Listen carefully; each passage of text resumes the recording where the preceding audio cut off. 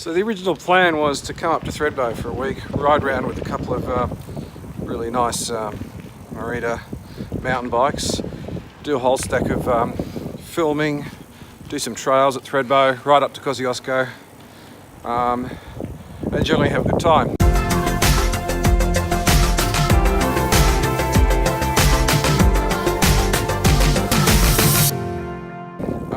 I even did a couple of scripted introductions. Today I'll be riding a Merida e120 500e mountain bike from Charlotte's Pass to Rawson Pass.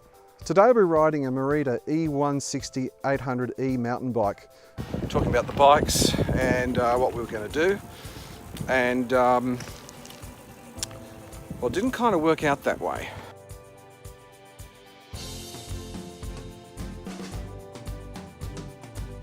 Normally when I'm starting these sort of videos, I drive from Thredbo around to Charlotte's Pass.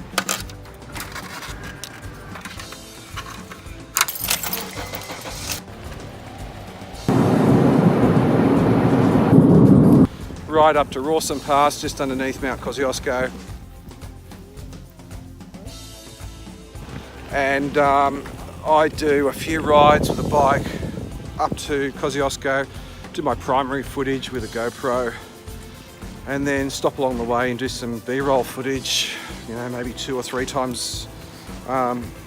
rides later, and then sort of put it all together. This time I was trying to do that with two bikes on one day and do multiple rides. But when I got to the top of Rawson Pass, I let someone have a ride of one of my bikes. He showed some interest and I was very grateful for his opinion and giving it a go. So would you buy one? Oh yeah. Makes it a lot easier. 25 kilometres an hour up the hill. And then this happened.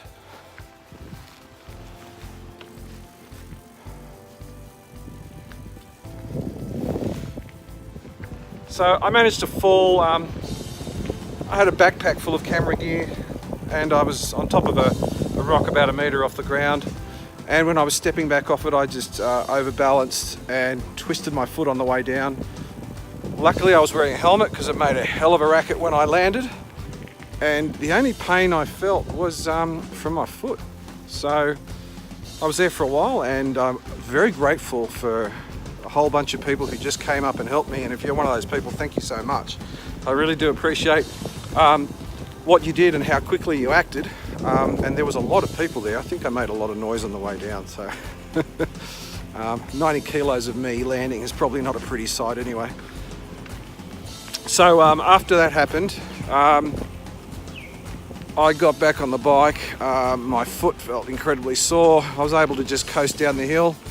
I did sort of turn around and come back and do a little bit more footage when my daughter sort of caught up with me, but at that stage I was in so much pain that it was really not worth doing anything more. I couldn't really talk.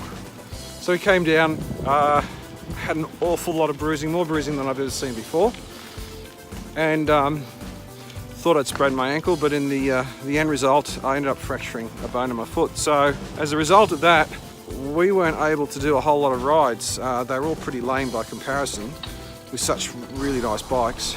But what we were able to do is just do some simple tracks around Thredbo and also around Charlotte's Pass. These are really spectacular bikes. They've got some great specs. Merida certainly knows how to put together some great mountain bikes. The two bikes we brought up was the e160 and the e120. They make a couple variations within those models, but basically the frames are the same. Most of the specs are the same. And you're talking about a 160mm suspension front and rear and a 120mm suspension front and rear. These bikes are just fantastic. They just perform so well. Coupled with the latest Shimano power system and their biggest battery, they're just absolutely effortless. And a lot of this is really about how these things get up the hills. I mean, coming down the hills, these bikes sure have a bit heavier than a normal unpowered equivalent, but it's when you're going up the hills that you really notice the difference, and that means that you can get to the top of the hill and you're not as worn out as you would otherwise be. And I'm like in my 50s and I've got a bad knee, and there's absolutely no way I'd be able to do that with an unpowered mountain bike. For the younger blokes, the advantage of course is, hey, you can do more circuits. If you've got to ride up the hill, if you're not at a place like Thredbo where you've got the luxury of using the chairlift to get up the hill, then you know, these things can go up some steep hills. There's some footage of us going up pretty steep sections in Thredbo. They're just simple dirt roads, of course, but the point is we could go up and I could have kept going all the way to the top, I reckon.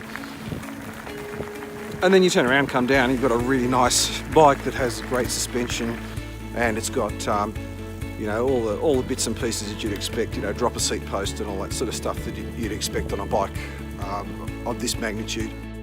We're up here in January in Australia, which is the middle of our summer in the southern hemisphere. We're 500 kilometres south of Sydney, and at the moment Sydney's about 33 degrees Celsius. Today we've had an overnight minimum of -1 and a maximum of about 6 degrees. It's quite chilly now, it's late afternoon. It's only about 5 degrees Celsius at the moment. In addition to my foot disaster right at the beginning on day 2 of the trip, we also have had quite a lot of rain, which has really got in the way of some of the riding.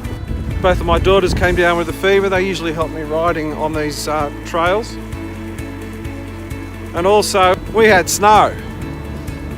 Bit unusual for the middle of summer, but hey, these things happen.